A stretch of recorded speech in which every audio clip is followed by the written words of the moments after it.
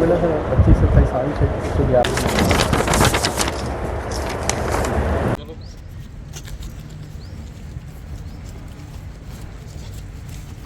मार्च महीना में आप लोग को सबको जानकारी में है कि एक बड़ा घटना हुआ था, जिसमें बसंतपुर थाना क्षेत्र अंतर्गत जो जीवन विहार कॉलोनी है उसके 2-3 घरों में चोरी और डकैती का अटेम्प्ट किए थे।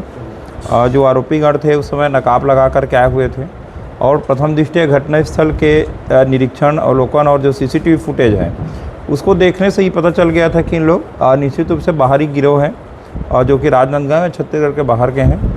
उसके बाद यहाँ जो घटना कारित किए थे उसके पश्चात इन लोग दुर्ग जाने के संबंध में जानकारी मिली थी। दुर्ग के बाद फिर बिलासपुर और दुर्ग में भी लोग घटना को अटेम्प्ट किए थे। सोने के चैन और बाकी जो ज्वेलरी है उसको चोरी करके ले गए थे।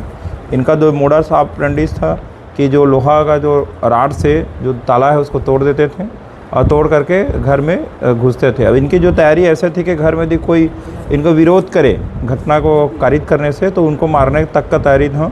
ये लोग चाकू भी रखे हुए थे और हथियार भी रखे हुए थे। फिर उनके घर में जो सोने की सामग्री थी, जो चैन थे, अंगूठी थी और कान के जो गहने थे उसको ले जा कर के चोरी किए थे। इस दौरान उसी दिन उसी समय आसपास के जो कॉलोनी है वहाँ से जो 2 मोटरसाइकिल भी इन लोग तोड़ करके गेट को तोड़ करके चोरी करके भागे थे, जिसे बाद में पुलिस के द्वारा दुर्ग के जो रेलवे स्टेशन है भिलाई पावर हाउस में वहाँ से 2 दिन बाद बरामद किया गया था।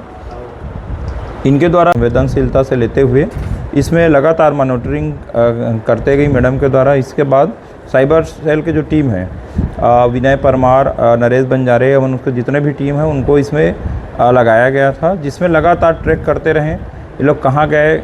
इसमें लगातार जितने भी सीसीटीवी हैं आसपास के एरिया के, जहाँ से बाइक चोरी किए थे, जहाँ चोरी घटना कारित किए थे, और इसके अलावा भी 2 घर में घुसे थे जहाँ पर कुछ सामान चोरी नहीं कर पाए थे लेकिन ताला तोड़ करके घुसे थे। इस प्रकार से एक ही दिन में लगभग 4 घरों में घुस करके प्रयास किए थे। इस पर लगातार मॉनिटरिंग कर रहे थे। इसमें पल पल का जितना भी CDR के माध्यम से, मोबाइल के माध्यम से, CCTV के माध्यम से, आज लगभग 5 तारीख है और 14 तारीख की घटना है, तो लगभग 20 दिन तक इसमें क्राइम ब्रांच की टीम और थाना बसंतपुर के थाना प्रभारी द्वारा अथक प्रयास किया गया और लगातार प्रयास करते हुए इसमें महत्वपूर्ण सफलता नांदगांव पुलिस को मिली है। जबकि इनके द्वारा दुर्ग और बिलासपुर में भी घटना कारित किया गया है, वहाँ भी उनका अपराध पंजीबद्ध है। उनके जो पुलिस है वो लगातार उन लोग भी इसमें काम कर रहे थे आरोपी को पतासाजी करने के लिए। तो इसमें महत्वपूर्ण सफलता नांदगांव पुलिस की जो अथक प्रयास के फलस्वरूप मिला है। इसमें क्राइम ब्रांच प्रभारी विनय परमार पिछले 1 हफ्ता से हैदराबाद में अपने टीम के साथ गए हुए हैं। अभी भी वहीं हैं क्योंकि 5 आरोपी थे, उसमें से 3 आरोपी मिल पाए हैं, 2 का भी पता तलाश कर रहे हैं। लगातार 1 हफ्ता के अथक प्रयास के फलस्वरूप जो 3 आरोपी हैं तो वो उसको गिरफ्तार कर पाए हैं। शशि कुमार जो कि थाना सैलम, जिला सैलम, हैदराबाद का रहने वाला है। उसी सेट्ठी विजय, ये भी बंजारा हिल्स हैदराबाद का रहने वाला है। सेट्ठी सूर्या, ये भी उत्पल नगर हैदराबाद का रहने वाला है। ये लोग सब के सब एकदम अभ्यस्त अपराधी हैं और एक प्रकार से बहुत बड़ा गैंग को इन लोग अंतर्राज्यीय स्तर पर छत्तीसगढ़, मध्य प्रदेश, हैदराबाद, तेलंगाना जहाँ पर भी है अंतर्राज्यीय स्तर पर इन लोग ऑपरेट करते हैं और पूरा गिरोह के रूप में टीम बना करके टारगेट करके घर में घुसते हैं। और इनकी तैयारी बहुत ख़तरनाक तरीके से रहती है कि किसी भी प्रकार के कोई भी घर का यदि आदमी जागते हैं तो या तो उनको रोक लिया जाए, धमका दिया जाए और किसी प्रकार का विरोध करने पर उन पर इन लोग हमला करने से भी नहीं चूकते हैं।